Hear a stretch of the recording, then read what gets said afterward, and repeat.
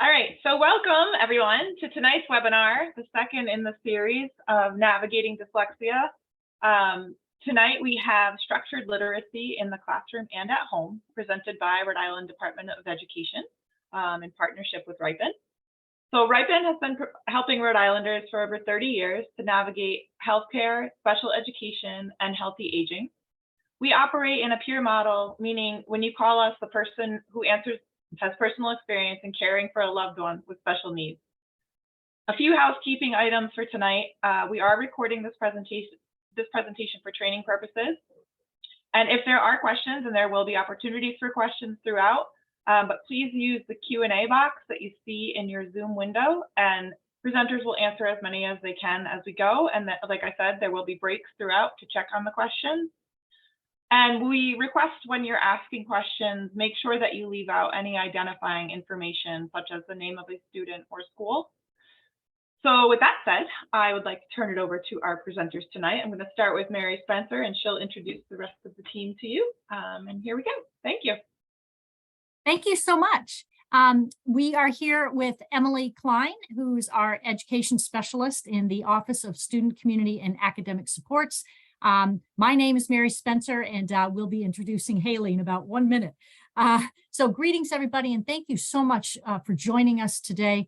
It's our pleasure to be funding this partnership with RIPIN to help enhance parent and family understanding of the science of reading and evidence-based literacy instruction so you can better support your child or teen at home and in school. We also want to recognize our partnership with Decoding Dyslexia. I believe we have representatives from this essential group with us this evening. The State Personnel Development Grant comes from the United States Department of Education, Office of Special Education Programs, and I'm the coordinator of this federal grant, which is funding this event tonight. So if you would like more information about our related initiatives, please let me know. Next slide, please. Slide, you see our agenda of topics ranging from structured literacy in the classroom to integrating structured literacy in your home. You will have opportunities to engage in discussion, ask questions, and offer feedback. I now turn our attention to our esteemed colleague, Haley Simony, Education Specialist from RIDE's Office of Instruction, Assessment, and Curriculum. Hi, everyone. I'm Haley Simony. I'm one of the literacy specialists here at RIDE. Many of you were able to join us in session one. In session one, we really unpacked the definition of dyslexia and started to get into some of the basics of structured literacy and the science of reading. And tonight, we're really going to look at what does that look like in your child's classroom, as well as how can you support structured literacy at home. So we're going to start out just by looking back at the definition of dyslexia. Last time, again, we unpacked a lot of the different specifics. We're going to go a little bit quicker through this tonight.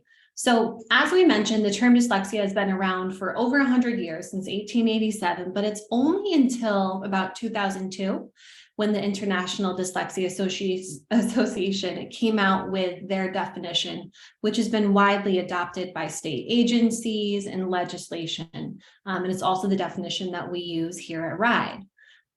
So we are going to highlight some of these elements as we talk about things that you should be looking for in your child's classroom, as well as things you can do to support your child at home if you suspect they may have some literacy-based needs.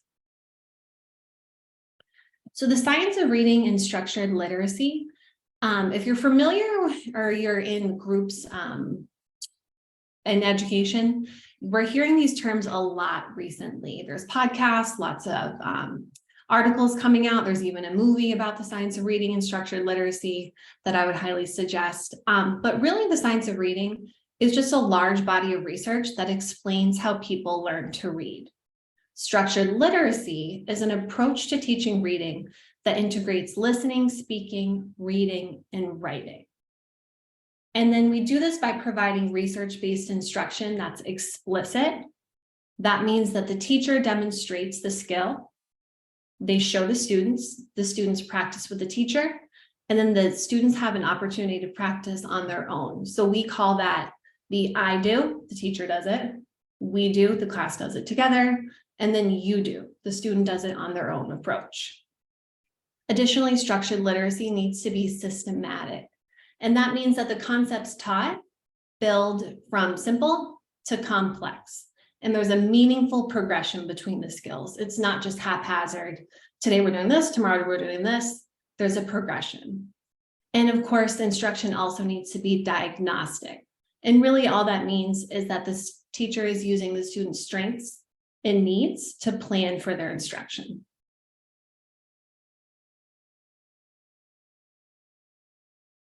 If you were with us last session, this visual will look very familiar to you. This is Nancy Young, who is a reading researcher. This is her reading ladder. So I'll give you a second just to glance over this. And we really love this visual here at RIDE because we think it shows how critical a structured literacy approach is for a majority of our students and how it advantages all students. So when we start at the top of this ladder, we see that there's about 5% of students who just learn to read naturally. It seems like there's minimal effort, they're just born reading.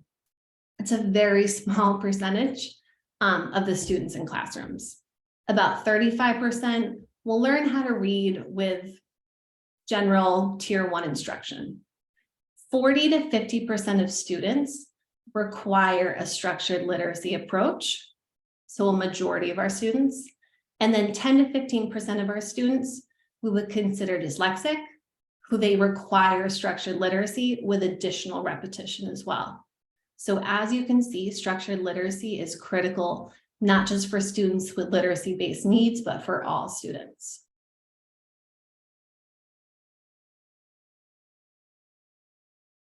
I see a couple questions coming in on the Q&A. Thank you so much for sending those in as they pop up. As we go through the content, we are going to try to address as many of these as possible about midway through tonight. But if questions arise, feel free to send them whenever they pop up. Great.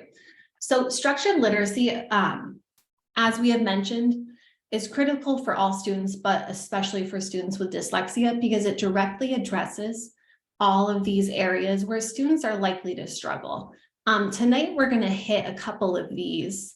We're going to focus on spelling, writing, and decoding. So decoding is really just the fancy way of saying sounding out words.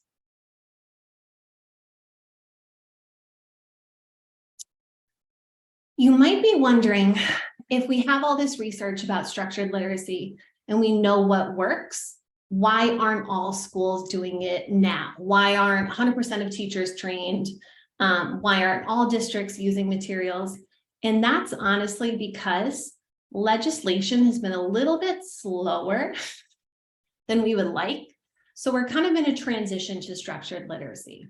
So here's a little timeline that shows where districts will be by the end of this year, next year, the 2024 school year, and finally by 2025.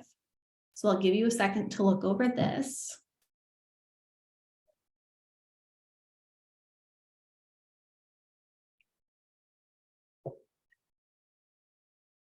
So, excuse me. So first step is by the end of this school year, all school districts will need to have adopted, which really means bought and started using, high quality instructional materials. So these are research-based, they're aligned to structured literacy, and they need these in both reading and in math. As of right now, we have about 95% of districts who have already met this expectation. By the end of next school year, based on the data that we have, about 75% of teachers will have completed professional learning in structured literacy, and we actually anticipate that that number is going to be significantly higher. And finally, by the beginning of 2025, so beginning of that school year, all teachers who are employed in the state in public schools will need to have completed structured literacy in the science of reading professional learning. So by the beginning of the 2025 school year, all teachers will have this background knowledge. If you are unsure about where your child's school or district is along this progression, this transition to structured literacy, I would really encourage you to reach out to your child's teacher or their principal and ask. The more parents that we have involved in these conversations, the more meaningful it is for teachers, districts, and schools. So these are 2 questions that you can use to kind of guide that conversation. The first question is, what reading program is used and how? So as we mentioned before, by the end of this school year, all school districts will need to have implemented, which again means bought and are using high quality instructional materials that are based on structured literacy and reading.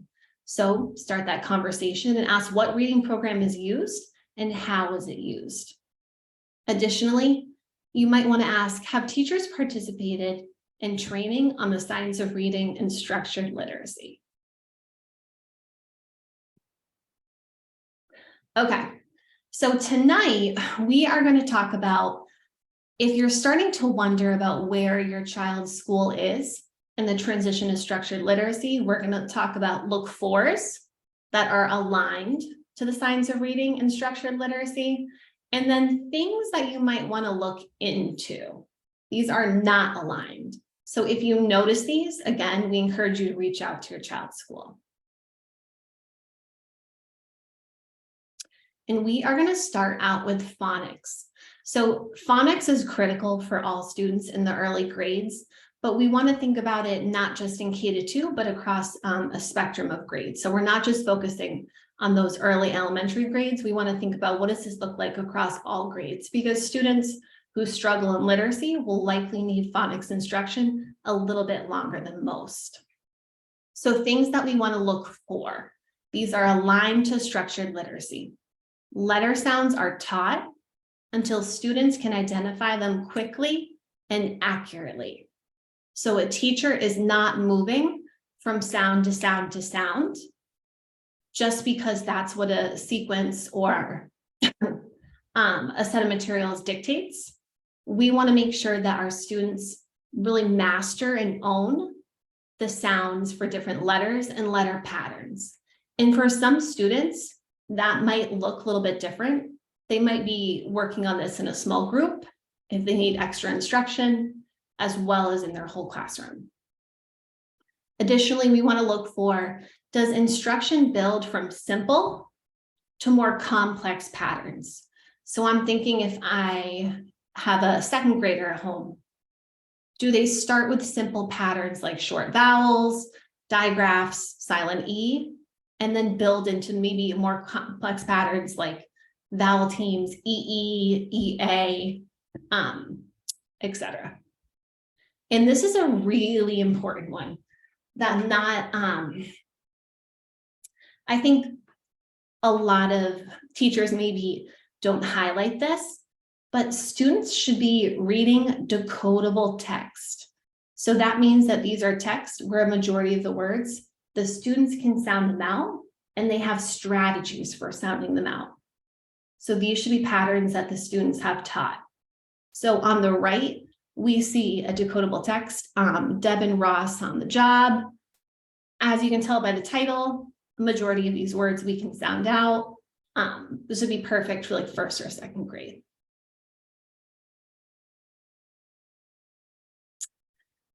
And here we have the look into. So again, look into means if you notice these things, maybe in homework, posters on the wall in your child's classroom, we would encourage you to have that conversation with your child's teacher.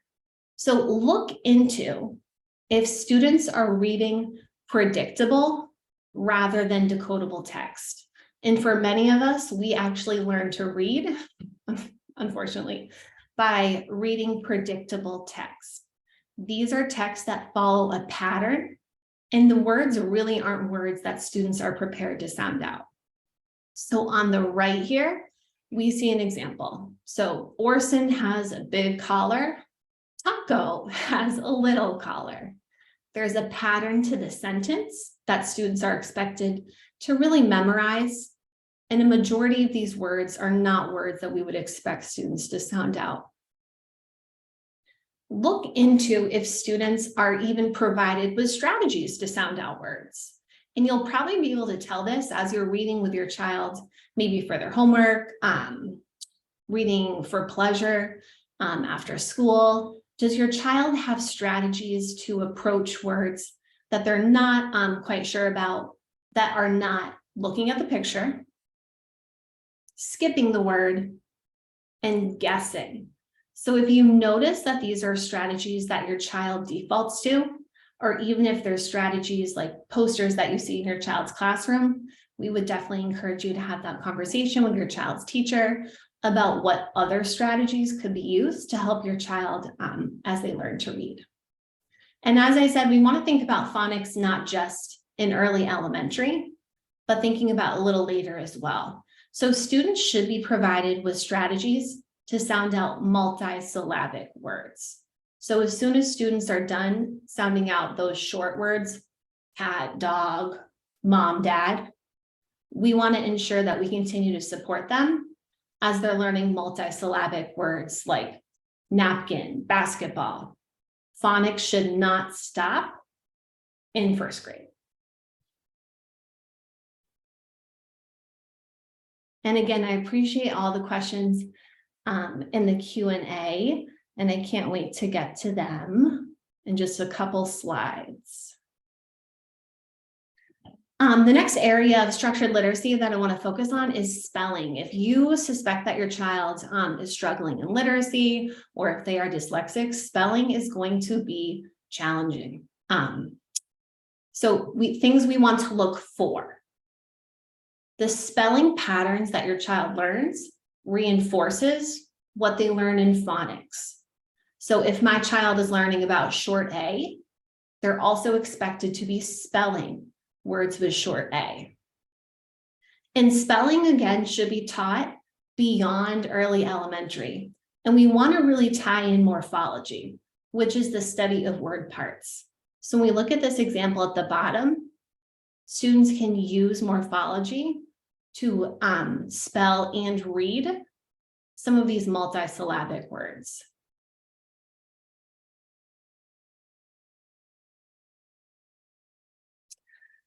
I was previously an elementary school teacher, so some of these pictures scare me a little bit. But for spelling, we want to look into if students are expected to practice spelling by memorizing. So thinking about the homework that your child gets in regards to spelling, do you see things like pyramid writing? Students aren't really learning about the sounds and the patterns in the word. They're just expected to memorize the order of the letters. Or rainbow writing. And this is a early elementary favorite, unfortunately. So again, are students just expected to repeat and memorize the order of the letters, or are teachers directly teaching the pattern? And also something to look into, if your student is exposed to all the sounds for all the patterns for a sound at once. So for example, on this worksheet over here, we see that the student is expected to understand and spell words for a wide variety of ways to spell words with long A. Again, this is not systematic, and this really isn't diagnostic. Unfortunately, there are some materials out there, especially for spelling, that try to get as many different patterns at students at once, and students don't really get to own and understand any. So we want to ensure that the instruction focuses on one pattern at a time. And finally, tonight, we're going to be talking about writing. Again, if your child struggles with literacy, writing is often a challenge as well. So things that we want to look for. We want to look for writing topics that relate to what students are reading about. So students are building content knowledge when they're reading, they're learning deeply about a topic, they should be writing about that topic. So some things that topics that we know a lot of curriculum cover, American Revolution. If your student is reading all about that, then we should see the writing that they're bringing home related to that topic. We also want to ensure that students have models graphic organizers, such as the one on the right, and rubrics. These are 3 ways to set the expectation for writing, provide the criteria, and the support for students to meet the criteria when writing. And we see a rubric on the right as well. Everyone's favorite, conventions and grammar should be taught in the context of the student's own writing. So that means as students are working on a draft, as they're working on a piece, the teacher should be embedding some of the conventions and grammar instruction. It should not be something separate. And that way students can really internalize those skills and feel ownership for their writing as well. And of course, we want to ensure that all students are writing for a variety of purposes throughout the year. So they're writing narrative stories, arguments and opinion, which were always my students' favorite, and informational pieces. So they're teaching about a topic. You should see examples of this writing coming home or displayed in the classroom throughout the year. We should not see just narrative. Which leads me into things to look into for student writing. Look into if your child is not provided with models for what effective writing looks like, rubrics that show the criteria, and feedback. So this piece of writing on the right, we do see feedback, but as we know, students can't really do a lot with a good job, nice job, or just a letter grade. So we want to ensure that students have specific feedback, especially if your child is struggling with writing, because that gives them an actionable item to work on in the future. And it also tells the teacher what they need to address with your child. Students should not be writing for the same purpose throughout the year. Some teachers develop a preference for a certain type of writing, and you often see that writing being repeated and repeated and repeated, but that means that those students don't have exposure to other types of writing as well. So again, we want students to be writing stories, sharing their opinion. We also call this argument. It's not the argument that we think of. It's providing a point and defending it with evidence. And we also want to make sure that our students are writing informational text as well. Look into if your child is coming home with lots of grammar and conventions worksheets. These are not fun for students. They're not engaging, and it's not a great way for students to learn these skills. So if you see a lot of these worksheets coming home, you might want to ask your child's teacher about how else grammar and conventions is taught in the classroom. And something else we want to look into, and this is especially important for students for whom writing might not be their favorite part of the day. They might struggle with some of the aspects of writing. Do they lack opportunities to edit and revise their writing? Do they ever get to work through the whole writing process and come away with a piece that they're really proud of? Or are they just doing quick writes, passing it in, quick write, passing it in, turning it in throughout the year, and not really getting to really hone in on creating one high quality piece? Because we know that when students go through the writing process and again develop that ownership for their writing, they're going to change their perspective on writing.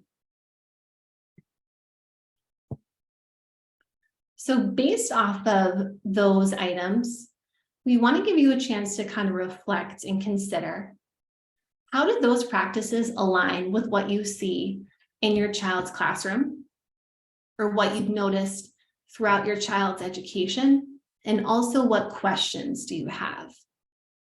And while you think about that, I'm going to peek at some of these Q&As.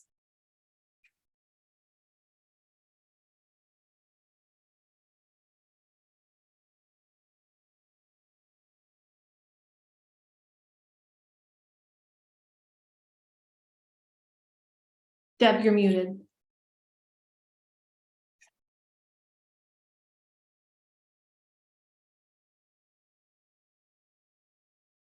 Oh, she's still It would probably help if I unmuted. Says I'm talking away here to no one. The first question is, if we are on your mailing list, will we be hearing about these initiatives? So as far as RIPIN, if you're on the RIPIN mailing list, anything that RIDE, kind of sends to us, asks us to forward out to families, we can certainly do that. I'm wondering if there's other ways that either via RIDE or just on your website where they might also be hearing about these new areas. We have a field memo that comes out from the commissioner every week, and usually some of these items are addressed. I would also encourage you to think about how a majority of those initiatives, what we talked about in regards to implementation and use of high quality instructional materials, as well as the Right to Read Act, how those stemmed from legislation. So it's always important to know about different legislation that's being proposed. Right now, we have some very interesting ones that are education related coming through. So it's always important to think about legislation as well and talk to your legislators if you want to be really on the forefront of upcoming initiatives.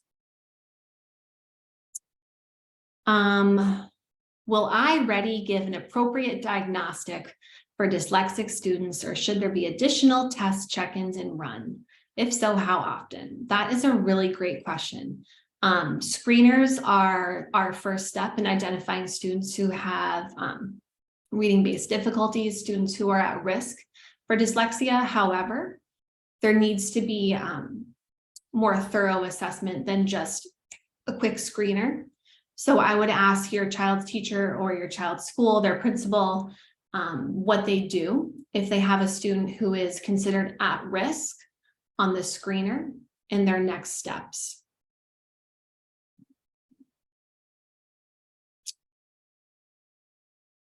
Is RIDE going to provide teacher coaching on structured literacy?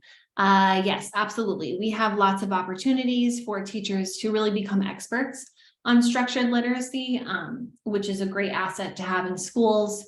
We have many teachers who are becoming actual trainers themselves. So they're really internalizing all this information, and they are able to then go back to their school and their greater community, share what they've learned and trained others. So we've had a lot of success with that as well. And we plan on giving a lot more teachers that opportunity moving forward through SPDIG as well as other initiatives as well. That's a great question, but we really want to ensure that Rhode Island teachers have that knowledge and are able to spread that knowledge as well. Oh, another great question. So does this mean schools in Rhode Island should not be using Fontes and Pinnell levels for benchmarking and progress reports? Based off of what we know about structured literacy, F&Ps do not provide the information really that aligns with the science of reading. We do know that there are some schools that still have their kits hanging around. Teachers are often reluctant to give away or let go of their resources. I'm a former teacher, I will speak to that. However, if that is the only assessment that your child is, that you've received about your child throughout this year, again, I would ask you to have a conversation with your child's school about how that data relates to the science of reading and structured literacy and what plan they have in place to better align their assessments.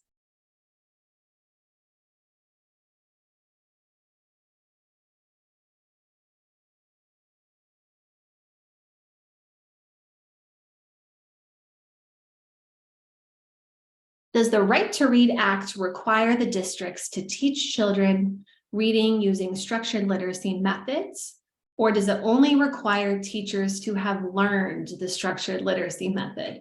Another really great question. Oh, I love these.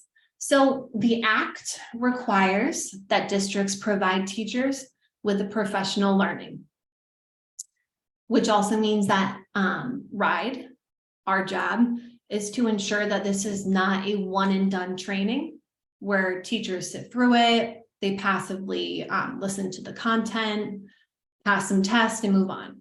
Our job is to ensure that they take the knowledge and that it actually impacts student instruction. We're in a great place because we have these districts who have just bought these new materials and they want to utilize the research behind them, and now they have the knowledge to do so. So RIDE is working on ensuring that the Right to Read Act is more than just training. We also want teachers to use the knowledge from their training to better student growth. Deb, did you want to add to that? Oh, you're on mute again. I think I hit the wrong button. What I was trying to do is drop the Right to Read Act into the chat. So I will send that over to Sarah to put in there where a lot of this information is also accessible.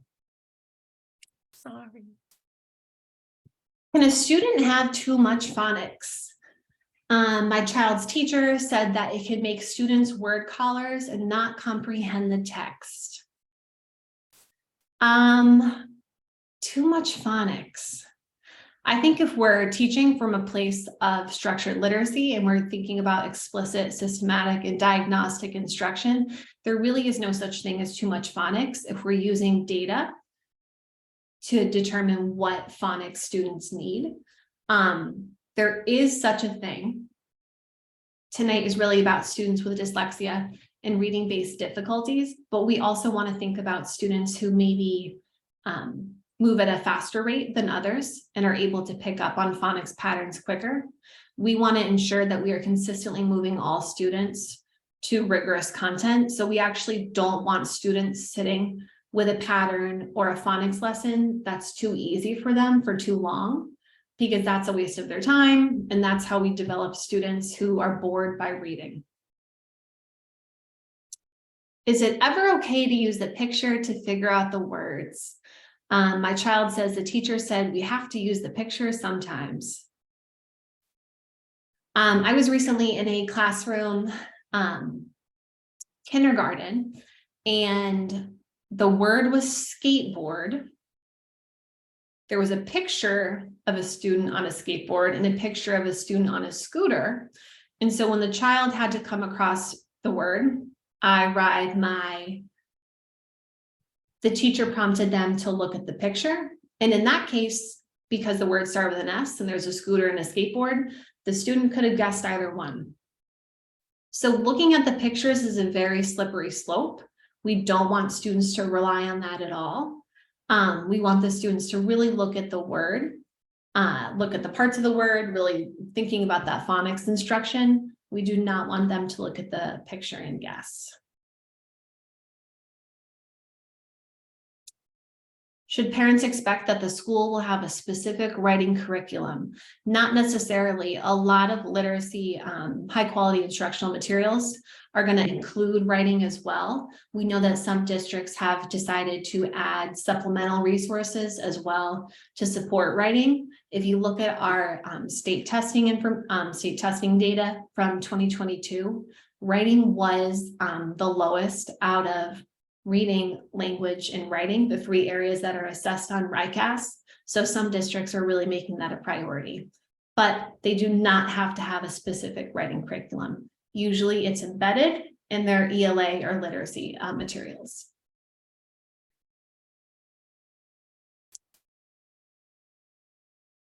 I have loads of rainbow writing worksheets. That is unfortunate. Again, if this is a case of the rainbow writing, I encourage you to speak to your child's teacher and talk about what we talked about tonight. In our next part for our session, we're actually going to talk about how do I start these conversations with my child's teacher? How do I communicate about literacy? How often should I be seeing writing samples? Ideally, quite often. So we should be seeing probably finished products, like a completed, revised, edited, published piece, maybe once a month, but you should see that your child is writing every day in school. Whether they're bringing it home every day, that's up to the teacher, but your child should be kind of explaining different times throughout the day that they're writing, and it might not always be during writing. Could be in math, could be in science, but we should know that writing is happening every day throughout the day.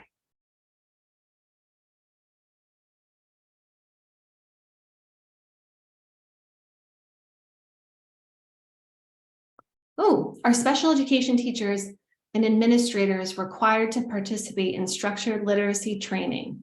Special ed teachers, yes. Administrators, we highly encourage it. The way that the legislation was written, administrators are not required.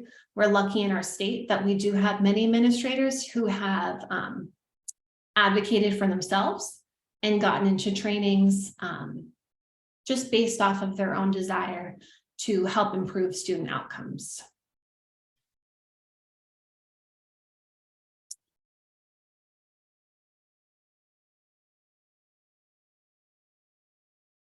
Does RIDE give guidance on what the structured literacy instruction options are for dyslexic middle high school students? So we do give guidance around literacy support in regards to personal literacy plans. And we also have a really robust MTSS system throughout the state in regards to what materials schools are using. It's largely a school and district choice. However, schools do receive a lot of guidance and potentially structured guidance around materials that are research-based, especially for populations that are struggling in this area. MTSS is multi-tiered systems of support. It's a framework and a structure that schools use to identify students who are at risk or struggling. It doesn't just have to be in reading, could be in math, and it could be more social, emotional, and behavioral as well. And it usually involves a team of teachers coming together to develop a plan to support those students. And last question, as of right now, is Orton-Gillingham a structured literacy method? How does it apply to teaching dyslexic students?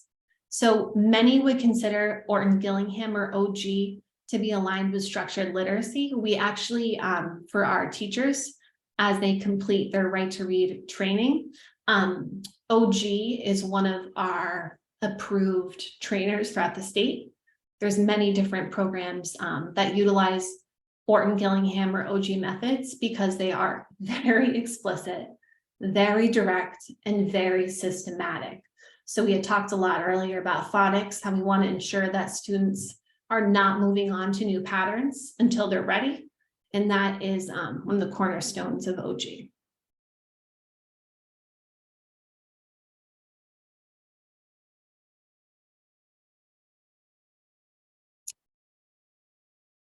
Someone had mentioned they're not seeing special education classrooms using structured literacy at the middle school level. They're perhaps working on comprehension, but not decoding, even if the child needs it. So if this is something that you are noticing, I would again encourage you to have these conversations and tell this principal or maybe talk to these teachers and say, I'm noticing that my child is struggling with decoding, but it sounds like a lot of the instruction that they're getting is in comprehension. What is being done to support my child to increase their decoding so they can later work on comprehension, or work on comprehension in tandem at the same time. But if decoding based on the data is an area of need, then you should know that that's one of the primary targets for the instruction.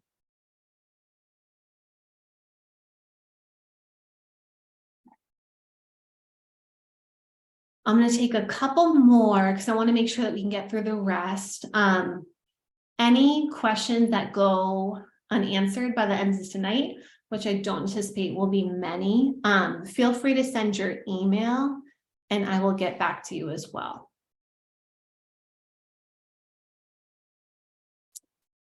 Where can we find a list of approved structured literacy curriculum materials for elementary school? Great question. So Rhode Island Department of Education uses Ed Reports. Ed Reports does a very thorough analysis and investigation on high quality, or not all high quality instructional materials, but instructional materials. And then they provide a rating. So in Rhode Island, we only use, we call them green lit or green materials. So they have met the criteria.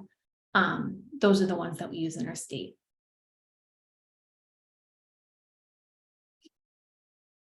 I'm not going to provide guidance on what specifically should be in an IEP, not knowing the student, but feel free to reach out with any specifics in regards to instruction. And last question, how are middle school and high school content teachers supported to help dyslexic students? So again, going back to Right to Read, through the legislation, middle and high school teachers, content area teachers, so for example, a math teacher, a science teacher, they also are going through training in structured literacy. It looks a little bit different for them, but they're still getting some of those techniques through their training as well. Thank you for all those questions. Those were very meaningful and purposeful. I appreciate you thinking about these important topics so intentionally. Again, in the second half of our session, if anything were to pop up, you can send that in the Q&A, and we might have a couple minutes at the end, but if not, feel free to add your email and we will get back to you with any information. Okay. So after all of that, you might be thinking about, how do I start these conversations with my child's teacher? Because this is a challenging topic to broach. So through our work with SPDIG and RIPIN, we have created this infographic. It's located on RIPIN's website. Perhaps somebody could put that in the chat, which would be great. And it provides guidance on what to do if your child is struggling with reading. And there's a specific section, section 2, about what you should ask the teacher. So it gives you some questions to kind of start this conversation. In the previous session, I had mentioned this is a great thing to screenshot on your phone. So when you're picking your child up, or you're in for a conference, or it's like a school event night, you have it ready just in case you want to start this conversation. Thank you, Sarah. And finally, we talked about what structured literacy should look like at school. Now we're going to talk about how you can support structured literacy at home. And the first thing, and the most important thing, is that you know what your child has learned and should be able to do. So oftentimes we think about like our experience as third graders versus your child's experience as a third grader. Things have changed a lot. So our first step is we want to think about, do I really know what my child has learned this year? And do I know what they should be able to do at this time in the year? So that's going to give us the framing for the rest of our techniques tonight.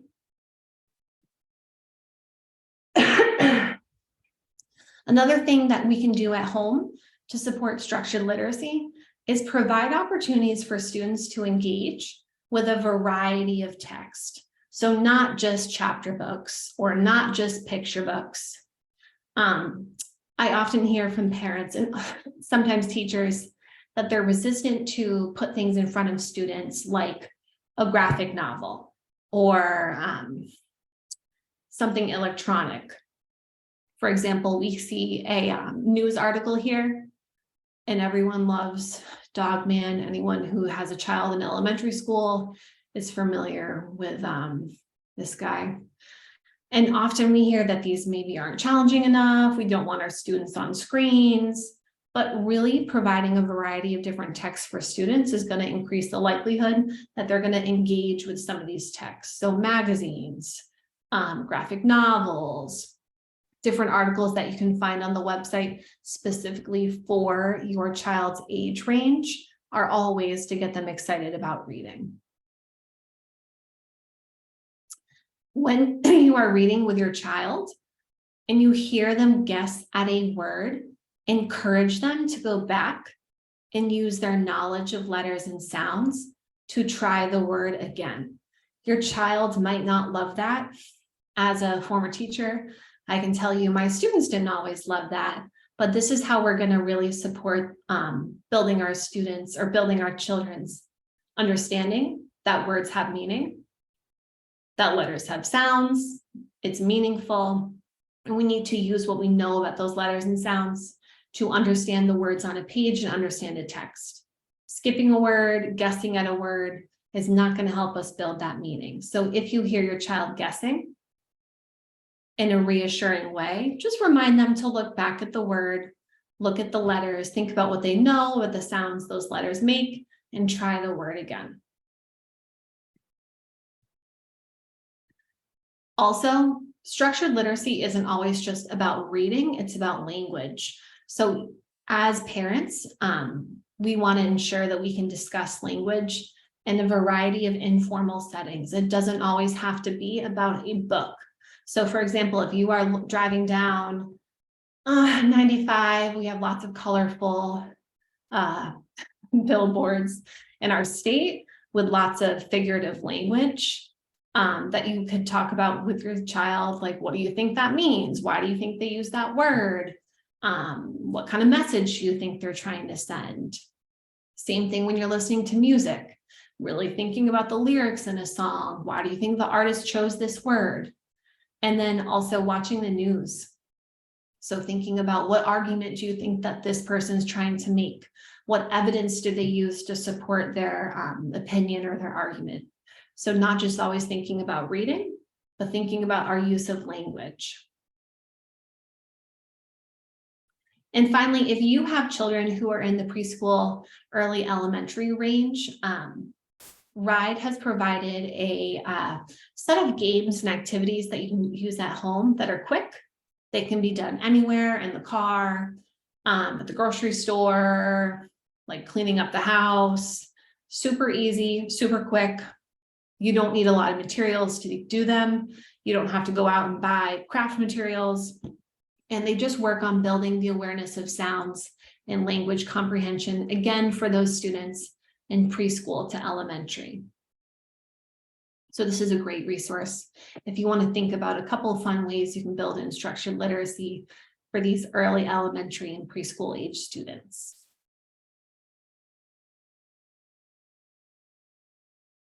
We have a couple minutes. So if there's any lingering questions about structured literacy, dyslexia, the use of high quality instructional materials at your child's school, feel free to send them in the Q&A. We also want to highlight some of the resources that we have tonight. If you scan the QR code, it's going to bring you to a Padlet. And let's see if I can pull this up.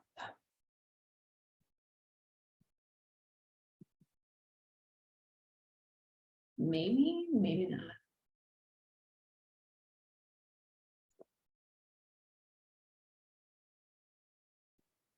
I can confirm the code worked. I just did it with my camera on my phone. Oh, good. So in the Padlet, for some reason, my computer has opted to not open the link. But in the Padlet, there's resources from RIPIN, from RIDE, from the International Dyslexia Association. We have great resources from Decoding Dyslexia as well that will support you in continuing to think about structured literacy in the classroom at home, as well as dyslexia, more specifics on what it is not, how it's identified. So I would encourage you to use some time in the future to really unpack some of those resources, save them to your computer, save them on your phone. They're great websites, tools, PDFs to have as you start to think about structured literacy and dyslexia and how you're going to approach this with your child's school. Haley, is this the same Padlet as last time? Yes. Okay, I have the link that I'll drop in the chat for everyone. Thank you. You're welcome.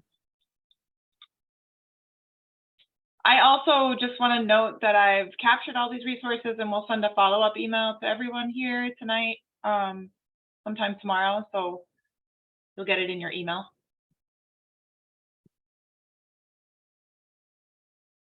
Will they also get a survey? They will. So while we're just finishing up here, I'm going to drop a link to a survey, which just helps us understand how we're doing in terms of organizing these workshops and their usefulness.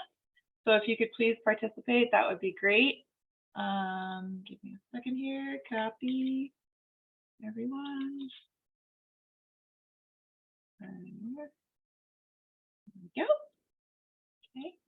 And I believe we'll also be sending a the recording out also, is that correct? Yes, we Right. will send the recording with any of the additional resources, another link to the survey in case you didn't have time to do it tonight. And that's, you can expect that email at some point tomorrow. Okay. You know, Deb, I know, during the first session, there's going to be some participants here that weren't in the first session. And I know that you had mentioned, how RIPIN is there for people if they have certain concerns. Do you want to speak to that briefly? So we had a lot of good questions the last time. I think about the kind of this went in deeper. This was very specific about structured literacy. And to be honest with you, I learned a lot tonight. RIPIN staff don't really have the disability, I always say disability specific content knowledge, that we're in the world of kind of the dispute resolution. What can you do? How can you do things in order to, make things better for your student? So there was a lot of learning tonight, but what we talked about the last time, based on what I just said is, you certainly can call RIPIN. We can give you, some basic information. We can also share with you, and I don't know if that already got put into the chat, but the link to our toolkit on our resources page, where our webinars are for more information. You've gotten some other resources tonight about contacting RIDE with more of that curriculum kind of based questions that Haley talked about. And at the same time, we also want to talk about and share another great resource in Rhode Island, which is Decoding Dyslexia Rhode Island, and drop that link into the chat for those families specifically who are living the day-to-day, who can also use that kind of, as a parent, kind of those other questions, that deeper understanding of dyslexia. RIDE is here to help us really learn about what educators are going to need to learn, what they were already learning, and how things have changed. Again, I will say that in the 30 years since my children first started in school, this is a big switch, or some of it is maybe it was more like this 35 years ago, I'll go with, and then there was a switch maybe 10 years in, and then so it's really exciting to see the possibilities of how we can really improve our literacy rates for all students moving forward. But yeah, you can find us. RIDE, I just had that site up here. They also have they have a page on their website with lots more resources and information on dyslexia, and I will give that to someone in a minute, or be able to share that afterwards. So there's really, it's for some of us, it's like, oh, it's exploding out of the closet finally. And for others, it's like, no, the closet has always doors been open. We've been saying this for years. So I'm glad to see us kind of all collaborating and pushing these types of improvement in Rhode Island. Haley, is there any other pieces that you want to add? Any other questions in the queue? There is one more in there. I can read it if you would like me to read it out loud. No, that's okay. Okay. In regards to the most recent question, it's something that we hear about a lot, and I'm glad that Emily is here as well. It's asking, it seems that school districts are not sure who should supply instructional services to dyslexic students or students who are struggling with literacy. Does RIDE give guidance on when MTSS isn't enough and when the student needs more explicit instruction?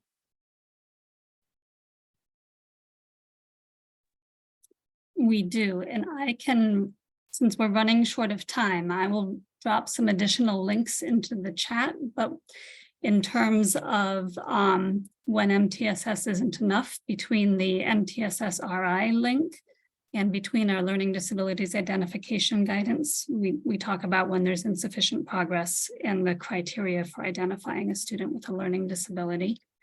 If a student's in a targeted intervention and they need something more intensive, that still can happen through general education venues. The person delivering intervention, that's determined by the school team, right? So folks need to be trained on the particular type of instruction and intervention that the child needs. And so you want your most expert folks who have those skills to be teaching the children with the heaviest needs.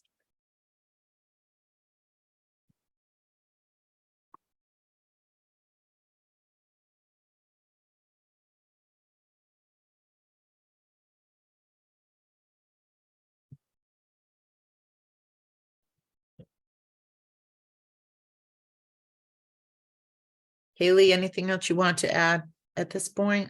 No, I think that's it. Thank you so much to everyone who joined us tonight, and I really appreciate all your thoughtful questions. Again, I encourage you to reach out to your child's school, your child's teacher, if you think that your child is struggling in literacy, and really start to engage in some of these conversations, even though it's the end of the school year. These conversations are meaningful, and it shows schools and districts that parents are well informed about our legislation, our initiatives, and the research behind reading. So if you have any further questions, I will put my email in the chat if I can find the chat. Oh, there it is.